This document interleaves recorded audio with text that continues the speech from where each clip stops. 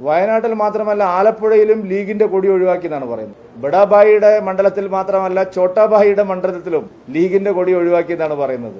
വല്ലാത്ത സഹതാപമുണ്ട് ലീഗിനോട്. പാവം, വെള്ളം കോരാനും വിറക് വെട്ടാനും ഇവരെയൊക്കെ ജയിപ്പിക്കാനും ലീഗ് വേണം. പക്ഷെ ലീഗിന്റെ കൊടി എവിടെയും കാണിക്കാൻ പറ്റില്ല എന്നൊരു ഗതികേടിലേക്ക് UDF വന്നിരിക്കും. ലീഗ് കൊടി കാണിക്കാൻ പറ്റാത്തതുകൊണ്ട് കോൺഗ്രസിന്റെ ഒഴിവാക്കേണ്ട സ്ഥിതി. വർഗീയ ശക്തികളുമായിട്ടുള്ള ധാരണ ഇന്ത്യയിൽ എല്ലായിടത്തും ചർച്ചയാവുന്നതിനെ കോൺഗ്രസ് ഭയപ്പെടുന്നു. അപ്പോ അവർ ഈ വർഗീയ ശക്തികളുമായിട്ട് അങ്ങ് ബന്ധം ഉപേക്ഷിച്ചാൽ പോരെ.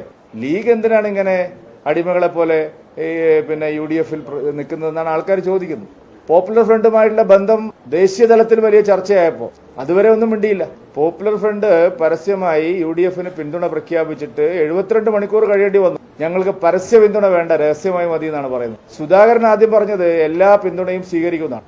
MM ഹസൻ പറഞ്ഞത് എല്ലാവരുടെ വോട്ടും ഒരുപോലെയാണെന്നാണ്. തൃശൂരിൽ മത്സരിക്കുന്ന K മുരളീധരൻ പറഞ്ഞത് ഞാൻ ആരുടെ വോട്ടും വാങ്ങുന്നതാണ്. എന്നാൽ VD സതീശൻ ഇന്നലെ സംഭവം വിവാദമായപ്പോൾ, ദേശീയ തലത്തിൽ ഇത് വലിയ ചർച്ചയായപ്പോൾ അവര് പരസ്യ പിന്തുണ വേണ്ട, രഹസ്യമായിട്ട് ആര് വോട്ട് ചെയ്താൽ ഇത് രഹസ്യ ബാലറ്റാണെന്നാണ് പുതിയ കണ്ടുപിടുത്തം.